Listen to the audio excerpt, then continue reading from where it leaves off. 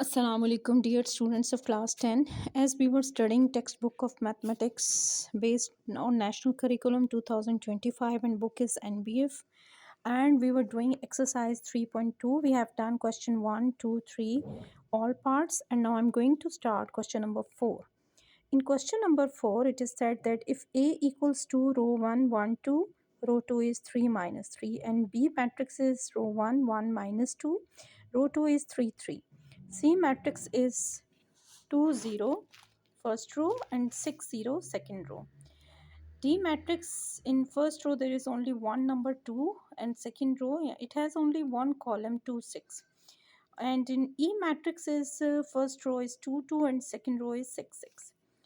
Then it is said that check whether A plus B equals to C, C plus D equals to E, D plus D equals to E, and E minus D equals to C.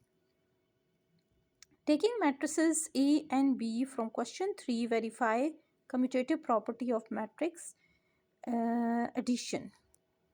Okay, now first thing is that we have to check whether first part is verified, second, third, and fourth. So first of all, we will do these four parts. So let's go to the notebook. The notebook is here, and now in first part, if A plus B equals to C, this is our first part. We have to check whether left hand side is equal to right hand side. So you have to add these two matrices. Matrices को add करने का वही method है कि आपने 1 plus 1 then 2 plus minus 2 यानी first row को first row के साथ ऐड किया, उसके बाद 3 plus 3 और -3 plus 3 यानी सेकेंड रो को फर्स्ट मैट्रिक्स की सेकेंड रो को सेकेंड मैट्रिक्स की सेकेंड रो के साथ ऐड किया, तो क्या रिजल्ट मिला हमें? 1 plus 1 is 2 and 2 minus 2 is 0. 3 plus 3 is 6 and 3 minus 3 is 0. Now this is the result of left hand side. अब हमने राइट हैंड साइड को देखना है कि उसका क्या रिज़ल्ट है. राइट हैंड साइड जो है वो सी मैट्रिक्स के इक्वल है, और सी जो है मैट्रिक्स है 2060. तो यही हमने लिख दिया 2060. अब हमारा रिज़ल्ट चूँकि इसी के इक्वल है तो हम लिखेंगे कि left hand side is equal to right hand side. Hence it is, यानी यहाँ पर आप लिखते हैं देयरफॉर इट इज़ प्रूव्ड. अब इसका जो सेकेंड पार्ट है that is C plus D is equal to E. तो आप पहले सी और डी को ऐड कर लो, ठीक है, और उसके बाद देखो ये ई के इक्वल है कि नहीं. लेकिन मसला ये कि इसका ऑर्डर इस तरह का है कि यहाँ पे 2 रोज़ और 2 कॉलम्स हैं और इसमें 1 कॉलम है. So it is not possible because number of matrices of C and D are not equal. ठीक है, तो यानी इनके रोज़ कॉलम्स बिल्कुल डिफरेंट है, ऑर्डर सेम नहीं है, तो इसलिए हम इसको ऐड नहीं कर सकते. उसके बाद अगला पार्ट देखें, D plus D equals to E. तो डी और डी को ऐड किया. डी मैट्रिक्स था 2 6 2 6, दोनों में एक एक कॉलम है और दो दो रोज़ हैं. तो 2 plus 2 और 6 plus 6 किया तो हमारे पास आ गया 4 and 12. अब डी प्लस डी किया तो वो कह रहे हैं ई को इक्वल होना चाहिए, जबकि ई मैट्रिक्स है 2 2 6 6, यानी इसमें 2 रोज़ हैं 2 कॉलम है. तो D plus D is not equal to E. Elements इसके इक्वल नहीं आए, so they are not equal. तो बोथ साइड्स इक्वल नहीं हैं. अगला पार्ट अगर आप देखें, सेकेंड के बाद थर्ड पार्ट है. ये थर्ड पार्ट है E minus D is equal to C, यानी इसमें सब्ट्रैक्शन आ रही है.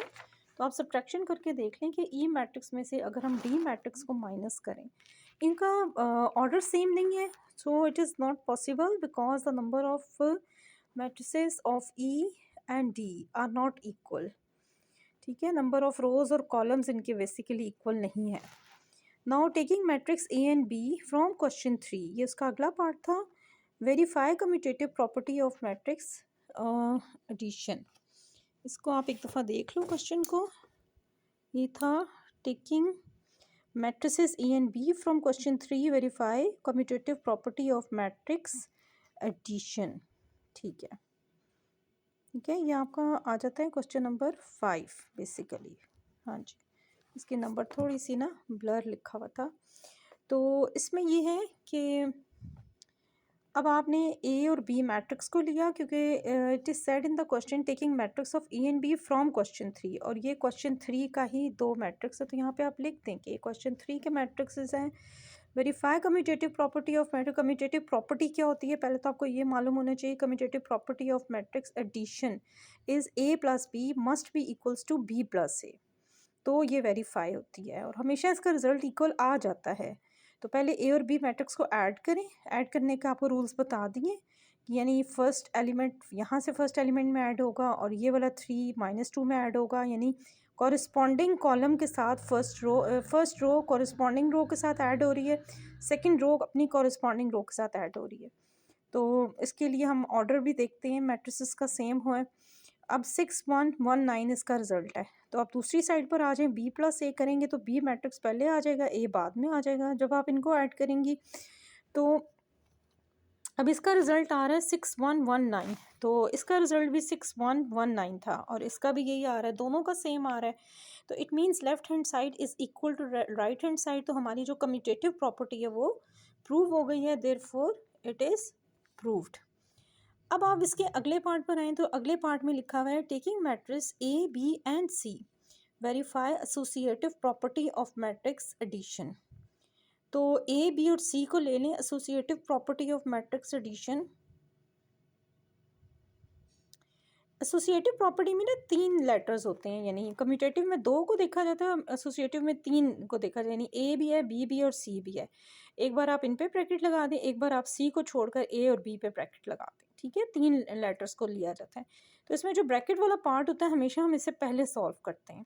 तो बी प्लस सी जब आप करेंगे तो आपका जो कॉरस्पॉन्डिंग एलिमेंट्स को रोज़ और कॉलम्स को ऑर्डर देखकर ऐड करें तो आपके पास आ जाता है। इसमें नंबर ऑफ़ रोज़ और कॉलम्स सेम है, इसलिए एडिशन पॉसिबल है।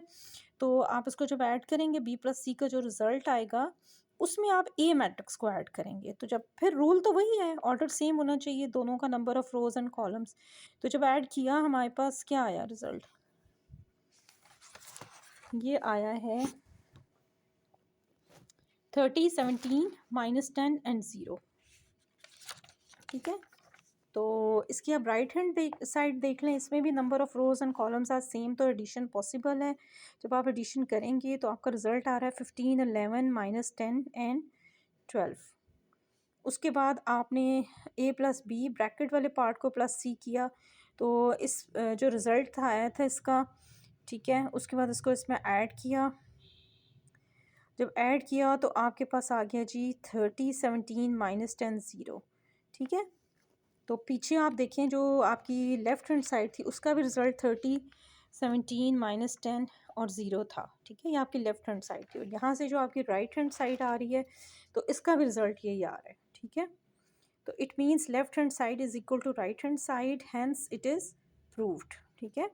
उसके बाद जो नेक्स्ट इसकी एक और बात कही गई है 5 6 और 7, taking matrix A and B from question number 4 verify that A T plus B T equals to A plus B whole raised to power T. यानी ट्रांसपोज पूरे का पूरा अगर हम लें ए प्लस बी का, तो क्या वो अगर अलग से ए का टी निकालें और बी का टी निकालें, इन ट्रांसपोज निकालें, तो क्या उसके रिजल्ट के इक्वल है। तो इसके लिए भी हमें पहले लेफ्ट हैंड साइड पर राइट हैंड साइड सॉल्व करनी पड़ेगी, फिर हमें देखना पड़ेगा कि दोनों का रिजल्ट सेम आ रहा है कि नहीं।